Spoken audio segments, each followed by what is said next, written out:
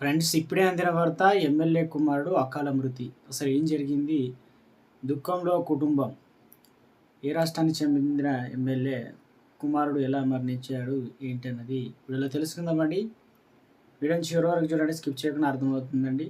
ఎవరైనా సరే లైక్ చేయకపోతే లైక్ చేయండి. లైక్ చేయడం వల్ల ఇన్ఫర్మేషన్ మరింత మందికి రీచ్ అవుతుందన్నమాట. వివరాలకు వెళ్ళిపోదామండి. మనం హైదరాబాదు శివార్లోని గొల్లపల్లి కలాన్ వద్ద ఔటర్ రింగ్ రోడ్ పైన జరిగింది ప్రమాదం. కనిష్క రెడ్డి ప్రయాణిస్తున్న కారును వెనక నుంచి లారీ వేగంగా ఢీకొట్టింది. ఈ ప్రమాద తీవ్రతకు కారులో ఉన్నటువంటి కనిష్క రెడ్డి తీవ్ర గాయపడ్డాడు.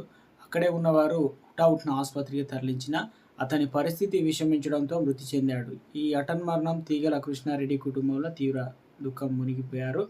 కనిష్క రెడ్డి తల్లి తీగల సునీతారెడ్డి బీఆర్ఎస్ మాజీ కార్పొరేటర్ ముసరాంబాగ్ నుంచి పనిచేశారు.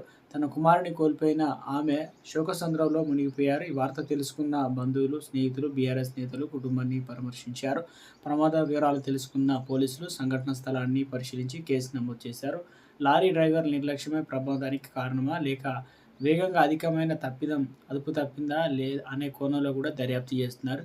ఈ సంఘటన రాజకీయ, సామాజిక వర్గాల్లో తీవ్ర విచారం వ్యక్తమవుతుంది. కుటుంబ సభ్యులకు ప్రగాఢ సానుభూతి తెలుపుతూ పలువురు పార్టీ నేతలు సోషల్ మీడియాలో తమ సంతాపాన్ని వ్యక్తం చేస్తున్నారు. మాజీ ఎమ్మెల్యే తీగల కృష్ణారెడ్డి కుటుంబంలో విషాదం చోటు చేసుకుంది. ఆయన మనవడు కనిష్క రెడ్డి రోడ్డు ప్రమాదంలో దుర్మరణం పాలయ్యాడు.